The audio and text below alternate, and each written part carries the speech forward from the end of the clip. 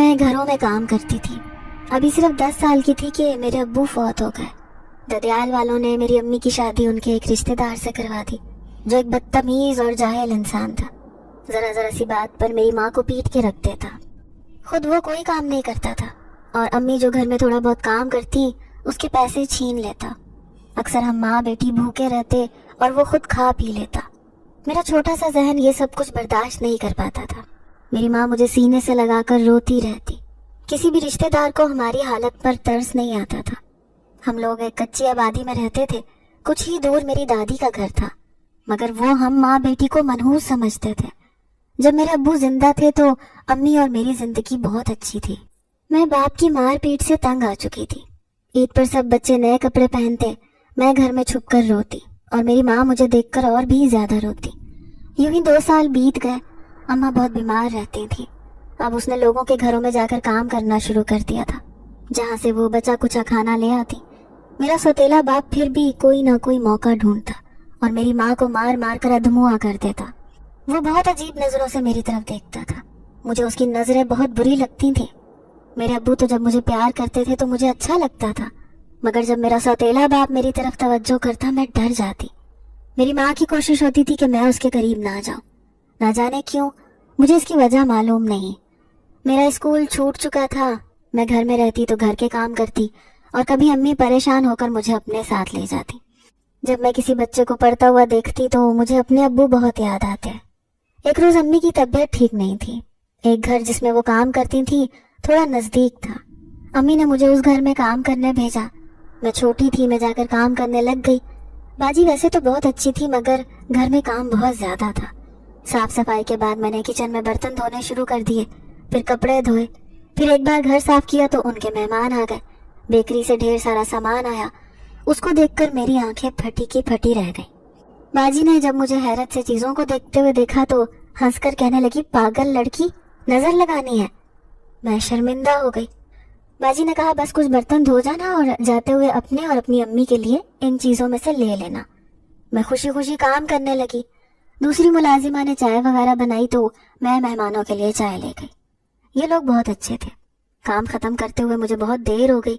ویسے تو امی عصر کے وقت نکل جاتی تھیں مگر آج مغرب کی اذان ہو چکی تھی. باجی نے میرے شاپر میں سموسے، کیک، نمکو، بریانی ڈال کر دے دی.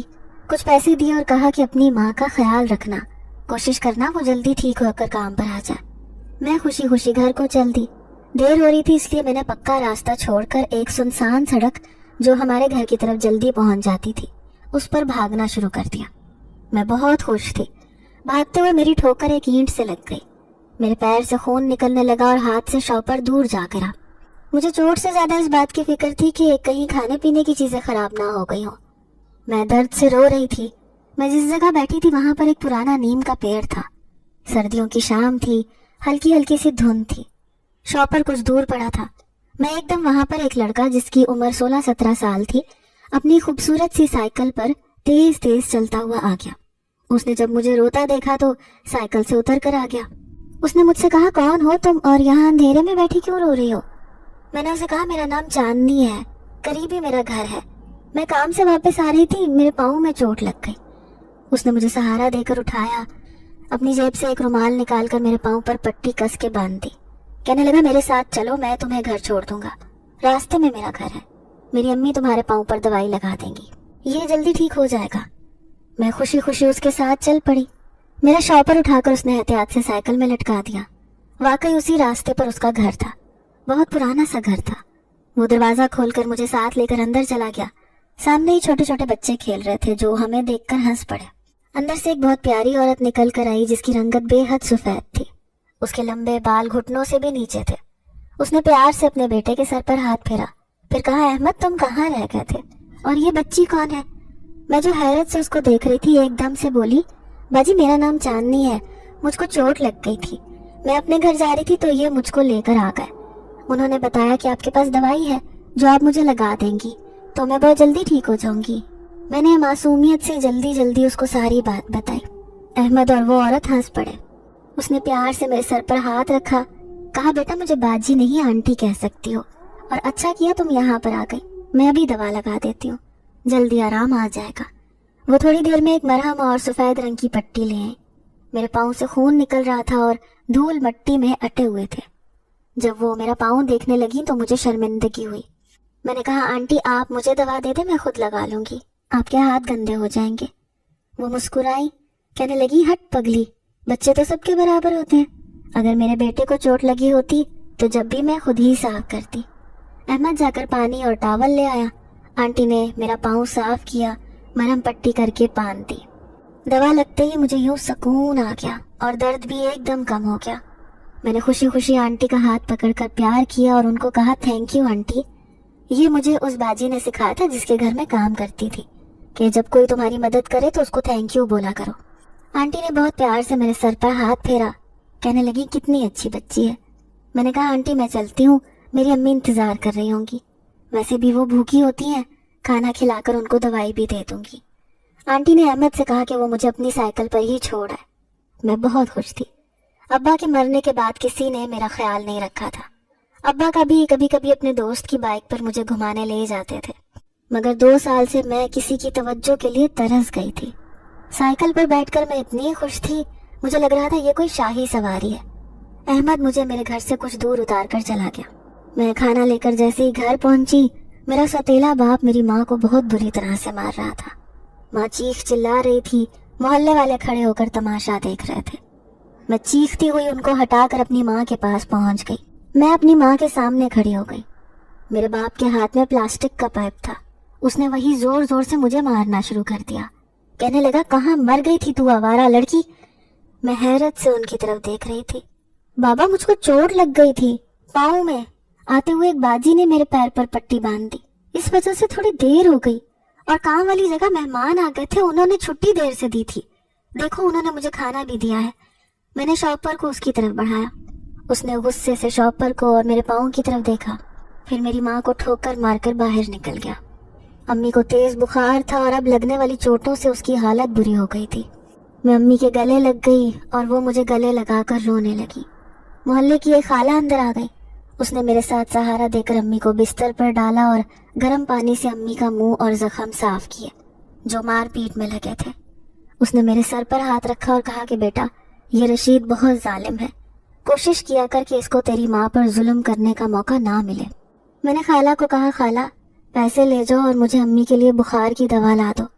وہ پیسے لے کر چلی گئی۔ میں نے امی کو کھانا کھلایا جو انہوں نے رو رو کر کھایا۔ وہ میرے ابو کو بہت زیادہ یاد کر رہی تھی، بار بار کہہ رہی تھی کاش تو مجھے اور اپنی بیٹی کو بھی اپنے ساتھ لے جاتا، جس دن مجھے کچھ ہو گیا میری بچی کے ساتھ یہ ظالم نہ جانے کیا کرے گا۔ خالہ نے دوائی لا کر دے دی تھی، میں نے امی کو دوائی لگائی، پھر ان کے بستر میں ہی ان سے لپٹ کر سونے کی کوشش کرنے لگی۔ میری امی ساری رات تکلیف سے آہیں بھرتی رہی۔ صبح میں نے جلدی جلدی سارا کام کیا۔ میرا سوتیلا باپ رات کو کسی وقت آ کر سو گیا تھا، یہ اکثر نشہ کر کے دیر سے گھر آتا تھا۔ میری کوشش ہوتی تھی کہ ابھی یہ نہ اٹھے اور میں اور امی گھر سے کام پر چلے جائیں، مگر اب امی تو مجبور تھی گھر رہنے پر۔ 11 بجے وہ بھی اٹھ گیا۔ میں نے جیسے تیسے اس کو ناشتہ بنا کر دیا، کھانے سے زیادہ اس کی نظر مجھ پر تھی۔ میں نے کہا بابا مجھ کو آج کام پر جلدی جانا ہے، باجی نے کپڑے دھونے کا کہا تھا، کوشش کروں گی رات کو جلدی آ جاؤں، مگر تم میری ماں کو مت ماننا۔ میں نے مٹھی میں دبائے ہوئے 100 روپے اس کو دے دیے، جن کو لے کر وہ ہنسنے لگا، کہنے لگا سمجھدار ہے، بالکل اپنی ماں پر گئی ہے، تیری ماں تو بیکار ہو گئی ہے، مگر تو خوبصورت بھی ہے اور کام کی چیز ہے۔ یہ کہہ کر وہ برے طریقے سے ہنسنے لگا۔ میری ماں جو اندر پڑی یہ بات سن رہی تھی، اس نے مجھے غصے سے آواز دی۔ میں دوڑ کر اندر گئی تو وہ مجھے دکھ سے دیکھ رہی تھی، کہنے لگی میں نے تجھے کہا تھا نا اس سے زیادہ بات مت کیا کر، اور جلدی جلدی کام پر جا، شام کو جلدی آنا، اور بات سن میری چادر اوڑھ کے جایا کر، اب تو بڑی ہو رہی ہے۔ میں نے امی کو پیار کیا، اس کی چادر اٹھا کے اوڑھ لی اور جلدی جلدی بیچ والے راستے سے ہی باجی کے گھر جانے لگی۔ رات کو جو میرے پاؤں کی چوٹ تھی وہ اب ٹھیک ہو گئی تھی۔ میں نے جب پٹی کھولی تو وہاں ہلکا سا نشان تھا، زخم ختم ہو گیا تھا۔ میں اس آنٹی سے وہ دوا لانا چاہتی تھی امی کے لیے، کیونکہ اس کے زخم خراب ہو جاتے تھے۔ ابھی بھی نہ جانے کتنے زخم اس کے ہاتھوں اور پیروں پر تھے، گلے پر تھے، اور کل ہی تو اس کے ہاتھ میں اتنی چوٹ لگی تھی۔ میں دل ہی دل میں خود سے باتیں کرتی جا رہی تھی۔ پرانا نیم کا درخت تو وہیں تھا، مگر مجھے یہ یاد نہیں آ رہا تھا کہ آنٹی کا گھر کون سا تھا اور کہاں پر تھا۔ وہ سارا راستہ گزر گیا مگر ٹوٹے پھوٹے مکانوں کے سوا وہاں کچھ نہیں تھا۔ میں حیرانی سے راستہ پار کر گئی مگر مجھے ان کا گھر نہیں ملا۔ کام پر جا کر میں نے پورے دل سے کام کیا۔ باجی نے مجھ سے امی کا پوچھا، پھر میں نے بتایا کہ ابا نے رات بہت زیادہ مارا ہے ان کو، مجھ کو جانے میں دیر ہو گئی تھی اس لیے۔ باجی دکھ سے کہنے لگی، رضیہ کی بھی کیا زندگی ہے، تمہارا ابو زندہ تھا تو غربت میں ہی عزت کے ساتھ رہتی تھی، مگر کسی کی ہمت نہیں تھی کہ اس کو کچھ کہہ سکے۔ بہت اچھی عورت ہے، مگر تمہارے ابو کے بعد تمہاری دادی نے اس نشئی سے شادی کروا کے اس کی اور تمہاری زندگی برباد کر دی۔ خیر، اللہ تم دونوں کے لیے آسانیاں کرے۔ آئندہ تمہیں دیر تک نہیں روکا کروں گی، کوئی مہمان وغیرہ آئے گا تو اس کو کلثوم دیکھ لیا کرے گی۔ تم دوپہر کا کھانا اپنے ساتھ لے جایا کرو، اپنی ماں کو کھلا دیا کرو۔ میں نے خوشی سے سر ہلا دیا۔ میں نے جلدی کام نمٹایا، تھکن بھی ہو رہی تھی، اور پھر شام کو 5:15 بجے چھٹی کر کے میں گھر کی طرف نکل گئی۔ اب پھر میں اسی راستے سے ہی جا رہی تھی، مگر یہ کیا، باہر تو کالے کالے سیاہ بادل تھے جو کبھی بھی بارش کر سکتے تھے۔ کچھ اندھیرا سا ہونے لگا تھا۔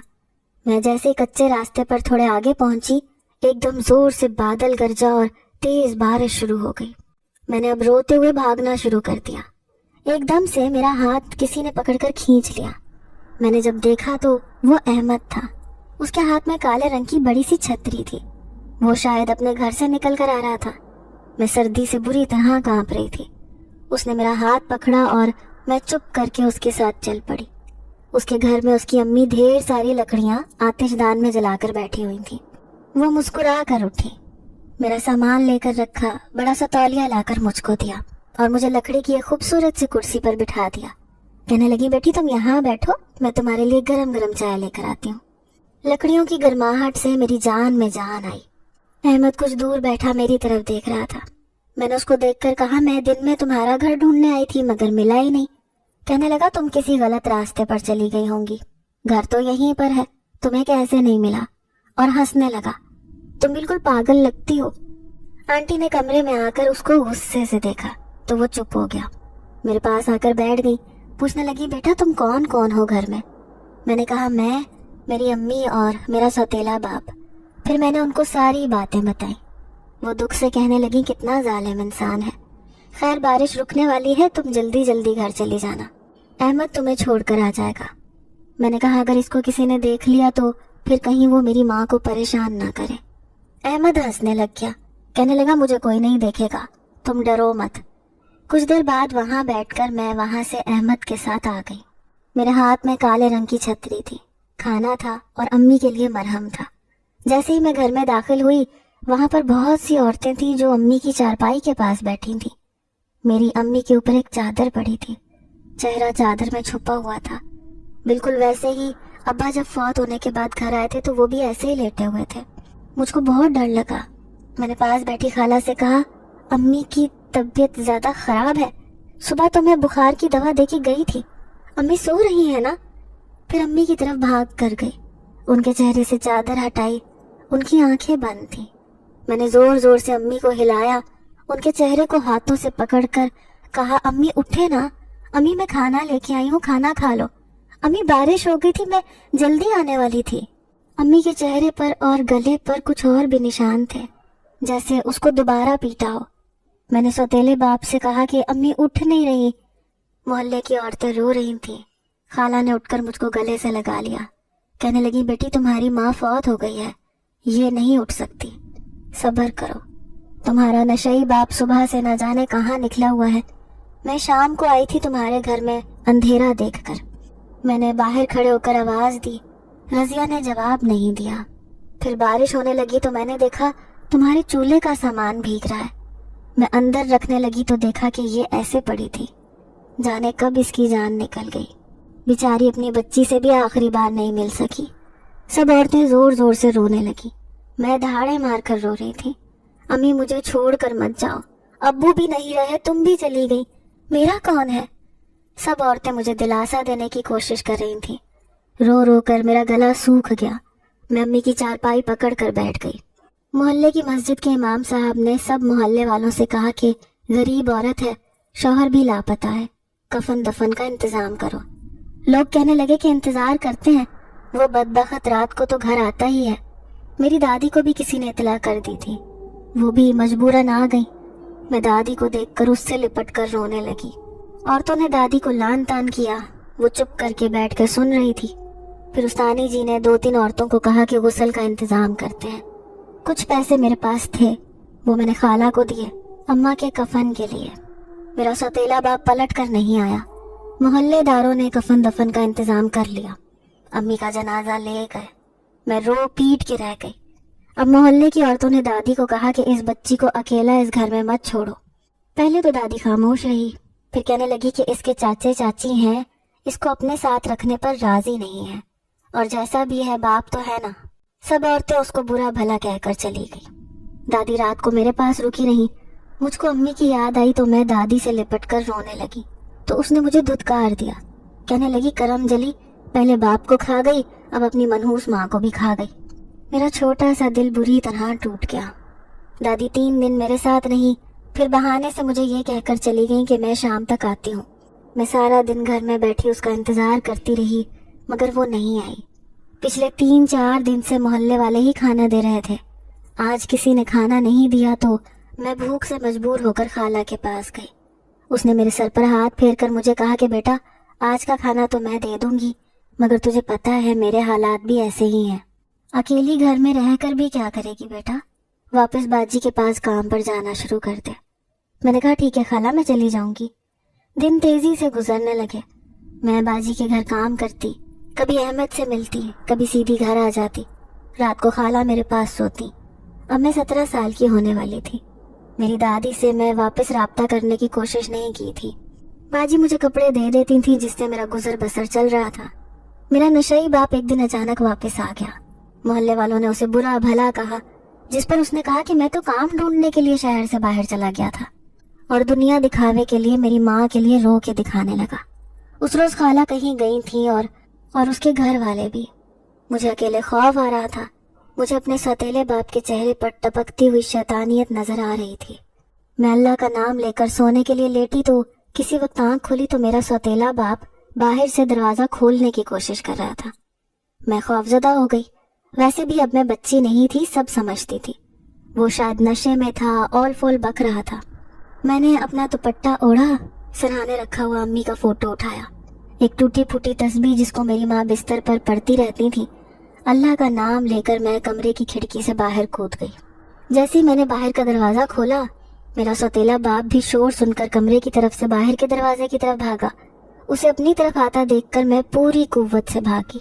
उसको पता था कि अगर आज मैं रुक गई तो मेरे साथ बहुत गलत हो जाएगा। मैं भागती गई, वो मेरे पीछे आ रहा था। मैं उसी वीरान रास्ते पर थी। मैंने देखा एक घर का दरवाजा खुला हुआ है। मैं फौरन उस घर में घुस गई। मेरा इरादा था वहाँ के लोगों से मदद मांगूंगी, मगर यहाँ तो कोई नहीं था। आंगन में पुराने दरख्त थे, बड़े बड़े कमरे जिनके दरवाजे बंद थे। अचानक मेरी नजर पड़ी कि एक दरवाजा खुला हुआ है। मैं अपने सौतेले अब्बा के खौफ से उस कमरे में घुस गई। बाहर बिल्कुल सन्नाटा था। मेरी आंख लग गई। जब मेरी आंख खुली तो मैं एक शाही बिस्तर पर थी। वो माहौल, वो कमरा हरगिज वो नहीं था जहाँ मैं अब्बा के डर से छुपी थी। मैं एकदम से उठ बैठी। सुबह हो चुकी थी। मुझे लग रहा था मैं किसी और ही दुनिया में आ गई हूँ। यहाँ की हर चीज बहुत खूबसूरत और अलग थी। ऐसी चीज तो मैंने उन बंगलों में भी नहीं देखी थी जहाँ पर मैं सफाई का काम करती थी। मैंने चौंक कर अपनी तरफ देखा। मेरे जिस्म पर खूबसूरत लिबास था, जैसे किसी शाही खानदान की शहजादी का लिबास हो। मैं बहुत परेशान हुई कि ये क्या माजरा है। इतनी देर में कमरे में 2 खूबसूरत औरतें चली आईं। उन्होंने मुस्कुराकर कहा, सुबह बखैर शहजादी, आप उठ गई? मलिका आपका इंतजार कर रही हैं। मैंने हैरत से उनको देखकर कहा, तुम लोग कौन हो और मैं कहाँ हूँ? उन्होंने मुस्कुराकर कहा, हम आपकी कनीज़ें हैं। इस वक्त आप शाह जिन्नात के शाही महल में हैं। मैं खौफजदा हो गई। बचपन में अम्मा मुझे डराने के लिए अक्सर जिनों की कहानी सुनाती थी। मुझे ये तो मालूम था कि वो बहुत खौफनाक होते हैं, उनके लंबे लंबे नाखून होते हैं और वो काले लिबास में होते हैं, मगर यहाँ तो ऐसा कुछ नहीं था। मेरे दिल में ख्याल आया शायद मैं वहीं अपने पुराने बिस्तर पर हूँ और ख्वाब देख रही हूँ कि कोई शहजादा आएगा और मुझे ले जाएगा जहाँ पर मैं ऐश की जिंदगी गुजारूंगी। मैं अपनी सोच पर खुद ही हंस पड़ी। फिर मैंने खुद को चुटकी काट कर देखा तो मैं उसी कमरे में थी। ये मेरी नज़र का धोखा नहीं था, बल्कि हकीकत थी। औरतों के साथ बाहर आ गई। हर तरफ लोग थे जो अपने कामों में मसरूफ थे। कुछ लड़कियों ने मुझे तैयार किया, मेरा लिबास तब्दील करवाया। फिर 2 खूबसूरत लड़कियां मेरे पीछे भारी लिबास उठाए पीछे पीछे चलती हुई मुझे लेकर एक शानदार कमरे में पहुंच गई। यहाँ पहुंचकर मेरी आंखें खुली की खुली रह गई, क्योंकि वो मलका कोई और नहीं, अहमद की अम्मी थी, और शहजादा कोई और नहीं, अहमद था। वो शाही लिबास में मलबूस थे और बड़ी ही शान से तख्त पर बैठे थे। मलिका ने मुझे मुस्कुरा कर कहा, शाही महल में तुम्हारा इस्तकबाल हो शहजादी, आज यही तुम्हारा घर है। कहो कैसा लगा तुम्हें अपना नया घर। खुशी की वजह से मेरी आंखों से आंसू गिर रहे थे। मैं जाकर उनके पैरों में घुटनों के बल बैठ गई। कहने लगी कि अगर ये ख्वाब है तो बहुत खूबसूरत ख्वाब है, और अगर ये हकीकत है तो मेरे लिए नाकाबिले यकीन है। उन्होंने प्यार से मेरा हाथ पकड़कर उठाया, मुझे अपने पास बिठा लिया। कहने लगी, ये ख्वाब नहीं है, हकीकत है, और एक खूबसूरत हकीकत है। तुम बहुत जल्द इसको कबूल कर लोगी। तुमने बहुत तकलीफें बर्दाश्त की हैं। हम सिर्फ इंतजार में थे कि कब तुम 18 साल की हो जाओ। अगर कल वो शख्स वापस ना आता तो तुम्हें इस दुनिया में हम लोग इतनी जल्दी ना लेकर आते। खैर, कुछ ही दिन है तुम्हारे 18 साल के होने में, तब तक तुम हमारी मेहमान हो। 18 साल की होने के बाद तुम हमेशा के लिए इस महल की शहजादी बनकर हमारे दिल और हमारे लोगों पर हुकूमत करोगी। उन्होंने बहुत प्यार से मेरा माथा चूमा। इस दौरान अहमद बिल्कुल खामोश था। वो बहुत खूबसूरत हो चुका था। मुझे देखकर मुस्कुराया, कहने लगा, खुशामदीद। मेरी जिंदगी बदल गई थी। बचपन में अम्मी से जो कहानियां सुनती थी वो सच हो गई थी। जैसे एक गरीब लड़की को कोई शहजादा मिल जाता है, वैसे मुझे ये महल और ये लोग मिल गए थे। दिन तेजी से गुजर रहे थे। मेरी खूबसूरती में दिन ब दिन इजाफा हो रहा था। मैं खुद को देखती तो देखती रह जाती। अभी मुझे अम्मी याद आती थी। अक्सर मैं खामोश बैठकर अम्मी अब्बू की याद में रो पड़ती थी।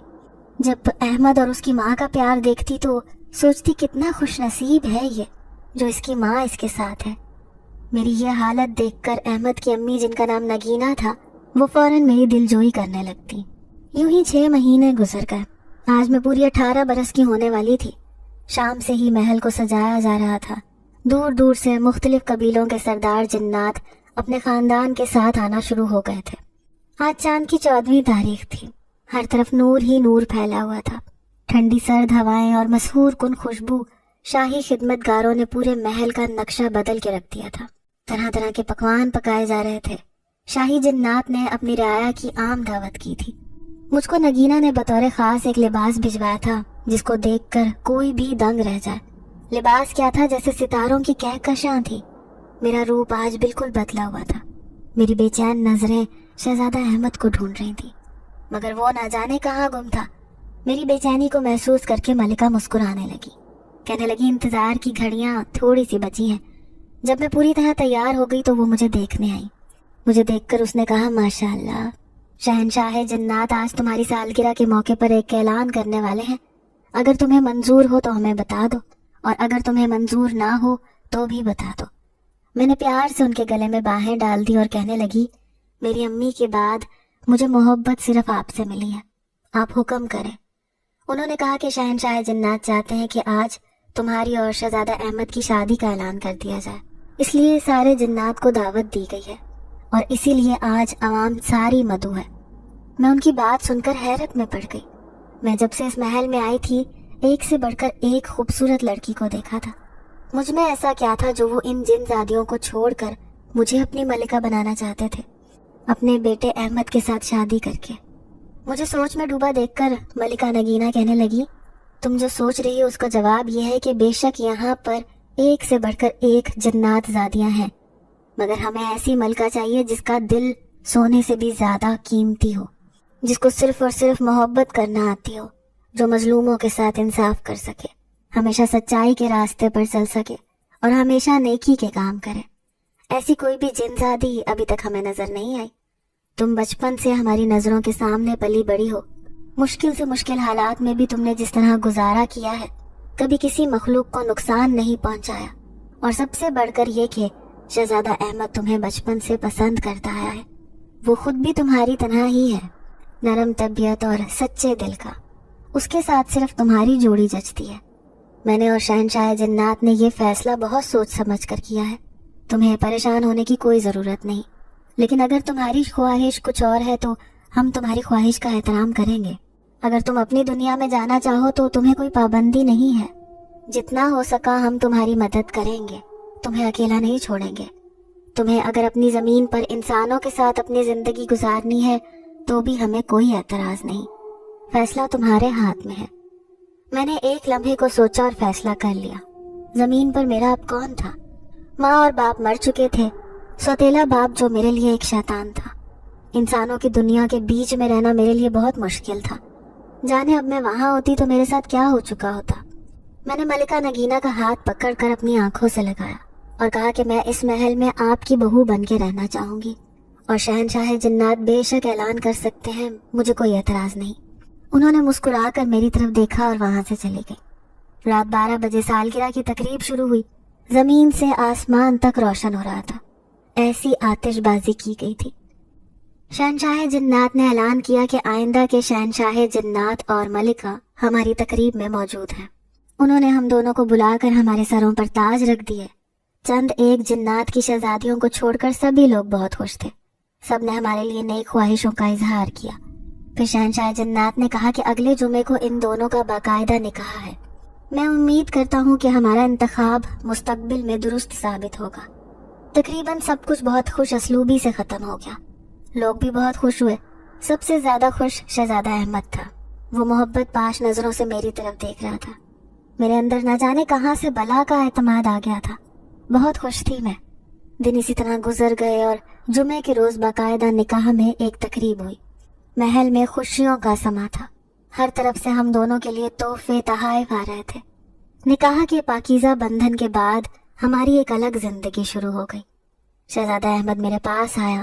اس نے میرا ہاتھ تھام کر کہا، شہزادی صاحبہ، آپ اپنے نام کی طرح چاندنی ہے جس نے میری زندگی کے ساتھ ساتھ میرے دل کو بھی روشن کر دیا ہے. مجھ سے وعدہ کریں کہ ہمیشہ یوں ہی میری زندگی میں روشنی کرتی رہیں گی. میں نے مسکرا کر اس کا ہاتھ پکڑ لیا اور کہا کہ یہ روشنی تو آپ نے میری زندگی میں کی ہے. کہا میں انسان ذاتی جو یتیم ہونے کے بعد مشکلوں کے بوجھ تلے دب کر اپنی زندگی گزار رہی تھی.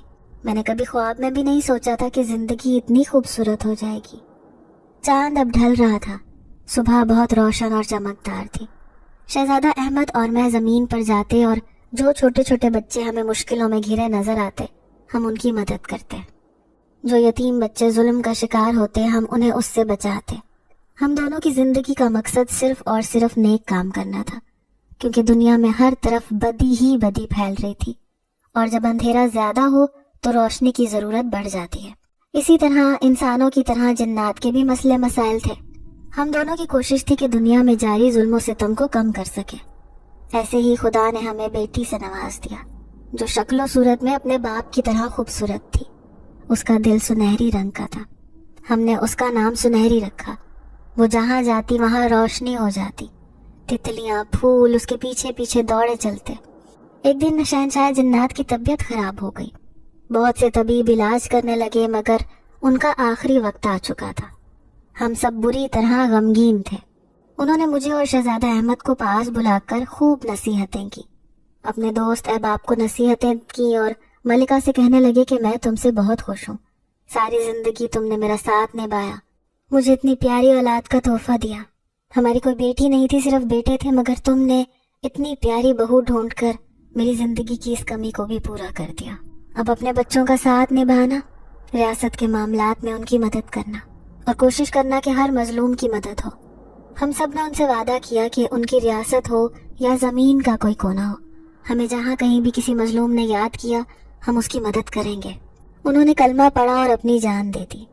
ریاست میں کئی روزہ سوگ کا اعلان کر دیا گیا. ہر چیز نے سوگ کا لباس زیب تن کر لیا تھا، چاہے وہ انسان تھے، درخت تھے، پھول تھے یا پودے. آسمان بھی سیاہ تھا. میرا دل غم سے بھر گیا. میں ایک بار پھر اس ساری دنیا میں یتیم ہو گئی تھی. شہزادہ احمد بری طرح ٹوٹ گیا تھا. چھوٹے تینوں بھائی بے حد پریشان، اداس، ہر وقت اپنے اپنے کمروں میں رہتے. محل کی ساری رونق ایک دم ہی شہنشاہ جنات اپنے ساتھ لے گئے تھے. سارے معاملات آگے پیچھے ہو رہے تھے. جیسے سبھی دوست نہیں ہوتے، بالکل اسی طرح ریاست میں مختلف مسئلوں نے سر اٹھانا شروع کر دیا. जगह जगह पर सरकशी शुरू हो गई। मैं शहजादा अहमद को दिन रात समझाती, मगर वो पत्थर की मूरत बनकर एक तरफ पड़ा रहता। बहुत सारे सरदार बददिल होकर रियासत को सरदारी को छोड़ रहे थे। जगह जगह से हौसला शिकन खबरें आना शुरू हो गई। मेरी बेटी अपने दादा के बिना परेशान फिरती। मेरी सारी सूरत हाल पर परेशानी थी। एक रोज़ खबर आई कि गैर मुस्लिम जिन्नात ने हमारी रियासत पर हमला कर दिया है और बहुत सारे लोगों को उठा कर ले जाएंगे, और बहुत सारे जिन्नात मारे गए हैं जिनके बच्चे यतीम हो गए हैं। मैंने आखिरी कोशिश के तौर पर शहजादा अहमद को उसकी जिम्मेदारियों का एहसास दिलाना चाहा। फिर तंग आकर मलिका नगीना की इजाज़त से अपनी फ़ौज के साथ खुद सरकश जिन्नात के कबीलों से जंग करनी शुरू कर दी। मैं जितनी रहम दिल थी, अब हालात ने मुझे उतना ही जालिम बना दिया था, और ये ज़रूरी था, वरना बहुत सारे बेगुनाह लोगों का नुकसान हो रहा था। मैं नहीं चाहती थी कि हमारी रियासत में कोई बच्चा यतीम हो। मैं एक इंसान ज़ादी थी, मगर उस वक्त मेरे पास एक इंसान और जिन दोनों की मुश्तरका कुव्वतें थी। मेरे पास ऐसी कुव्वतें थी कि मैं सरकश और बागी जिन्नात मेरे सामने टिक नहीं सकते थे। यही सूरत हाल इंसानों की दुनिया में भी जिन्नात ने कर दी थी। गैर आबाद जगहों से निकलकर इंसानी आबादी पर तसल्लुत कायम करना, उनकी औरतों, बच्चों और बूढ़ों को तंग करना। मेरी बेटी अपनी दादी के साथ पल रही थी। मेरी जिंदगी अजीब तरह की हो गई थी। कई साल की कोशिशों के बाद मैंने रियासती मामलात पर काबू पा लिया, लेकिन दुश्मन बहुत बढ़ चुके थे। मुझे इस बात की हैरत होती थी कि जिस शहजादे पर भरोसा करके मैंने अपनी जिंदगी उसके नाम लिख दी थी, और जिस पर भरोसा करके शहनशाह जिन्नात अपने वादे लेकर अपनी आंखें बंद करके चले गए थे, एकदम से वो इतना कमज़ोर कैसे पड़ गया। हम दोनों के बीच में शदीद किस्म के इख्तलाफात और दूरियां पैदा हो गई थी। मेरी बेटी अब 14 साल की होने वाली थी। मुझे दूर दूर तक कोई उसके काबिल नहीं लग रहा था जो मेरी बेटी के लायक होता। मुझे हर वक्त एक ही दुख रहता था। मेरी सास मलिका नगीना हर वक्त मुझको समझाती। एक रोज़ मुझे इत्तला मिली कि किसी ने हमारी रियासत के निहत्ते लोगों पर हमला कर दिया है। मैं फौरन अपने मददगारों के साथ निकल पड़ी। मेरी सारी ताकत मेरी उस ताज में थी जो ताजपोशी के वक्त शहनशाह जिन्नात ने मुझे पहनाया था। वो लोग शैतानी ताकतों के पुजारी थे। मुकाबला सख्त था। जिन पर हमला किया गया था उनकी हालत बहुत बुरी थी। बच्चों और औरतों पर भी जुल्म किया गया था और बहुत सी जिन्नात को कैदी बना लिया गया था। मेरी अकेली की ताकत कम पड़ रही थी। मैंने फौरन मलिका को पैगाम भेजा कि शहजादे को जल्दी भेजें, दुश्मन बहुत ज़्यादा है। मैं उस लड़ाई में बुरी तरह ज़ख्मी हो रही थी। कुछ मायूसी भी थी, कुछ थकन। दुश्मन के हर वार पर मुझे लगता कि ये शायद आखिरी हो। मेरे मददगार भी शदीद खौफज़दा थे। हम लड़ते लड़ते पीछे होते जा रहे थे कि अचानक यूं लगा जैसे हमारी तरफ से किसी ने पूरी कुव्वत के साथ दुश्मन जिन्नात पर हमला कर दिया। मैं खुश थी कि शहजादा अहमद मेरी मदद को पहुंच गया। दाव बदल बदल कर वो इस कदर तेजी से हमला कर रहा था कि दुश्मन कुछ ही लम्हों में पसपा हो गया। उसने अपना चेहरा सफ़ेद कपड़े से छुपाया हुआ था। मददगारों के हौसले भी बढ़ गए। कुछ ही देर में दुश्मन भाग गए। मैं खुश होकर भाग कर शहजादे से लिपट गई। मुझे बहुत हैरत हुई, वो शहजादा नहीं था। मैंने एकदम खींच कर उसके चेहरे से नकाब हटा दिया। वो शहजादा अहमद नहीं बल्कि मेरी बेटी सुनहरी थी। उसके सुनहरी बाल चोटी में बंधे थे और वो मर्दाना लिबास में अपने कबीले को बचाने के लिए आई थी। मुझे देखकर मुस्कुराई तो मुझे गुस्सा आया, मगर उसकी आंखों में बला की चमक थी। तमाम जिन्नात मुअद्दिब होकर मेरी बेटी के सामने खड़े थे। मैंने सबकी नज़रों में मुस्तकबिल पढ़ लिया था। मेरे बाद शहनशाह जिन्नात की ख्वाहिशों को पूरा करना, उनके ख्वाबों की तामीर करना इस कमसिन बच्ची के हाथ में लिखा गया था। मैं खामोशी से वापस आ गई। मैं इंसान ज़ादी थी, मेरी तमाम ताकत सिर्फ मुझे दी गई थी, मगर मेरी बेटी जिन और इंसान दोनों की ताकत लेकर पैदा हुई थी। मैं जान गई थी कि शहनशाह जिन्नात का अपने बेटे की शादी मुझसे करने का क्या मकसद था, लेकिन अभी उसकी इतनी उम्र नहीं थी कि उसकी तरबियत की जाती और मेरा कोई ख़ास ध्यान नहीं था। मैं सालों से हुकूमत की वजह से परेशान थी। मेरा दिल एक माँ का दिल था। वसवसों ने मुझे घेर लिया। जख्मों से चूर मैं अपने शाही महल में लौट आई। मैं बिल्कुल खामोश थी। मेरे पास अल्फाज नहीं थे।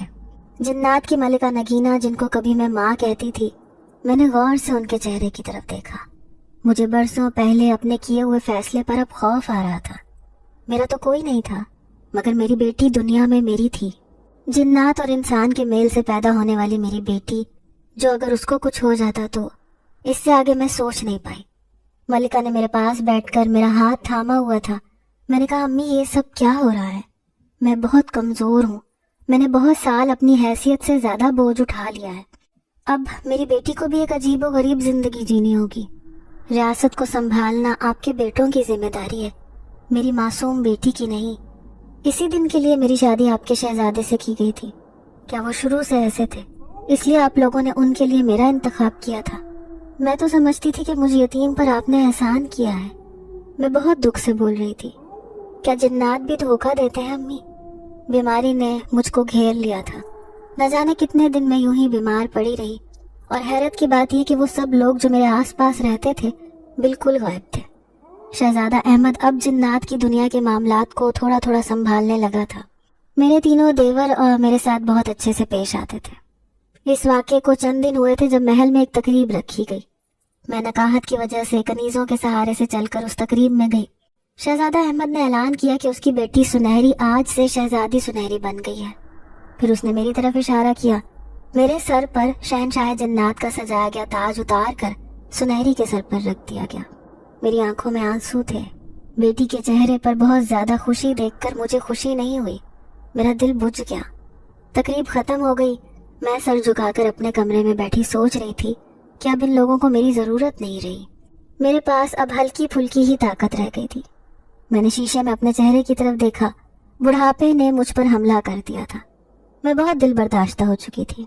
रात के किसी पहर मैंने फैसला किया कि अब चुप करके बस्ती में वापस लौट जाने का वक्त हो गया है, जो मेरा असल था। रात का 1 बज रहा था। मैं अपने कमरे में बेचैनी से टहल रही थी। 1 बजते ही जिन्नात की दुनिया के मुहाफिज चले जाते थे। मैं चुपचाप उस दुनिया से निकल आई। मेरा ठिकाना अब कोई नहीं था। मैं ज़मीन पर इधर से उधर उड़कर अपनी माँ और बाप की कब्र तलाश कर रही थी। एकदम मेरी नज़र एक गरीब रोते हुए बच्चे पर पड़ी। वो एक कब्र से लिपट कर रो रहा था।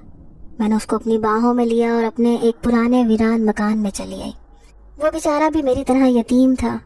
मेरे अंदर की सोई हुई ममता जाग उठी। मैं उसको पालने के लिए छोटे मोटे काम करने लगी। अभी अपनी हल्की फुल्की ताकत के ज़रिए कुछ चीज़ें हासिल कर लेती थी। एक उम्मीद थी कि वो लोग मुझे ढूंढने निकलेंगे जो वक्त के साथ साथ दम तोड़ रही थी।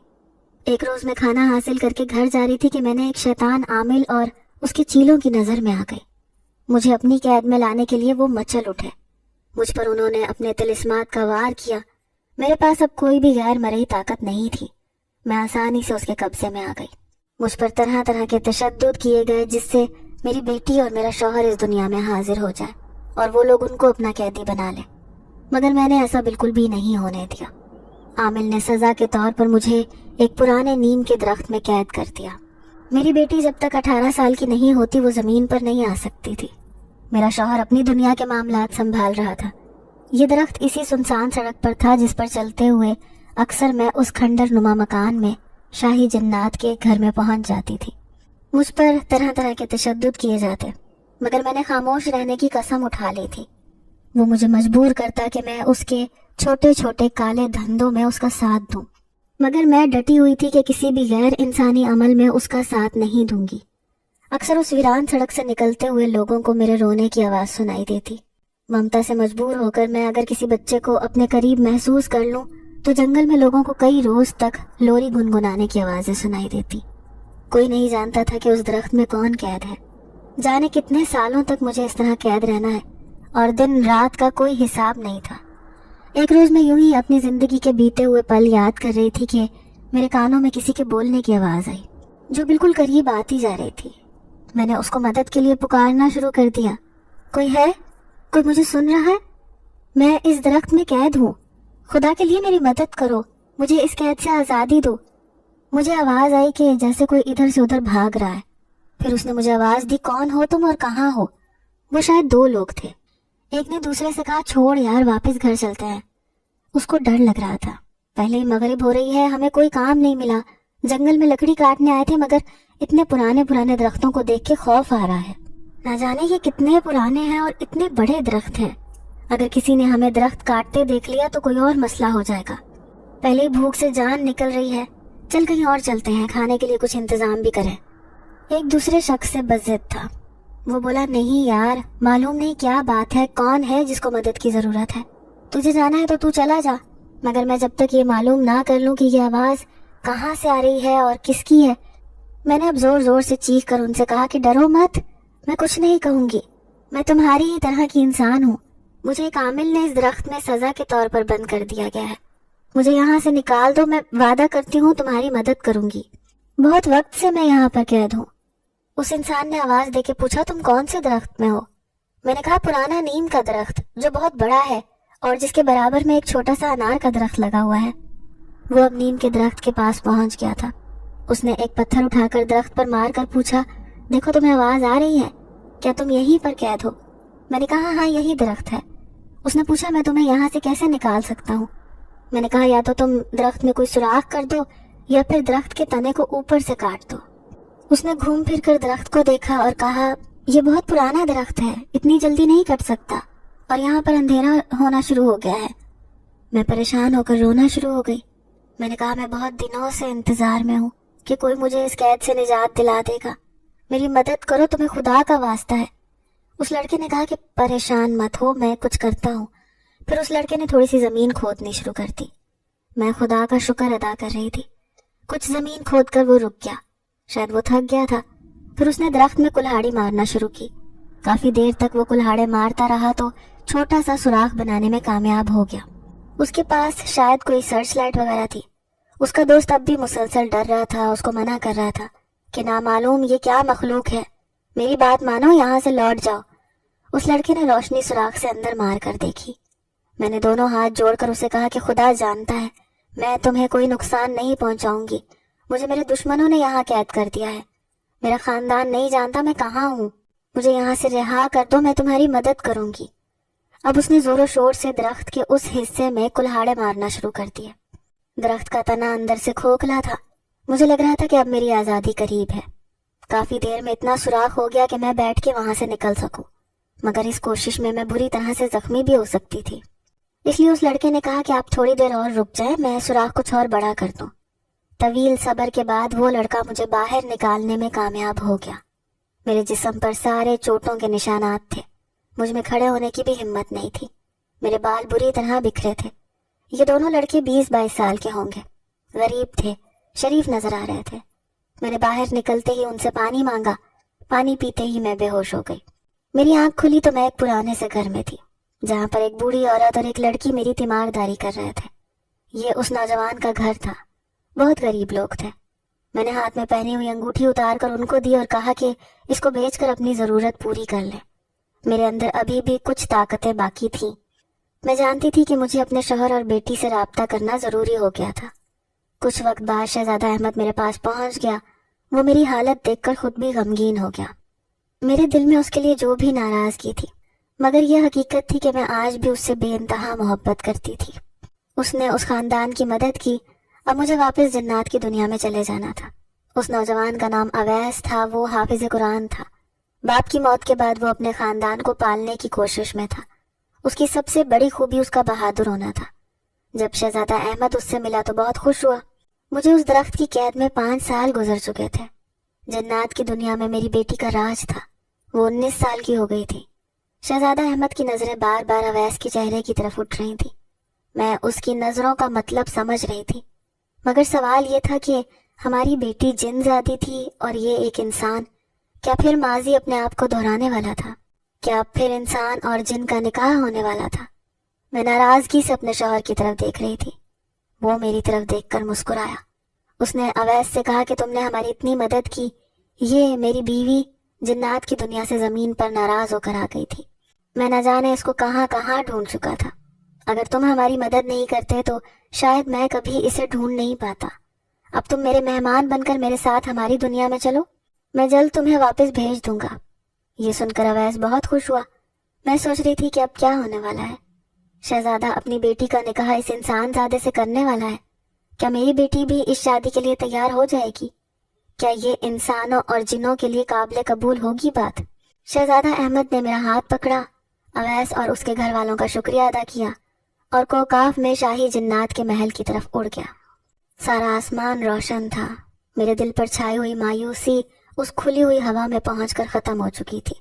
मैं अपनी बेटी और अपने प्यारे लोगों के बीच पहुंचकर फिर से आज़ादी की ज़िंदगी गुजारने वाली थी। آپ کو کہانی کیسی لگی؟ کمنٹ باکس میں اپنی رائے ضرور دیں۔ ناظرین، اگر آپ کو آج کی یہ کہانی اچھی لگی ہو تو ویڈیو کو لائک ضرور کریں۔ اگر آپ کو ایسی دہشت ناک دل کو جکڑ دینے والی کہانیاں پسند ہیں تو ایسی ایک کہانی روزانہ سننے کے لیے ہمارے چینل کو سبسکرائب کریں۔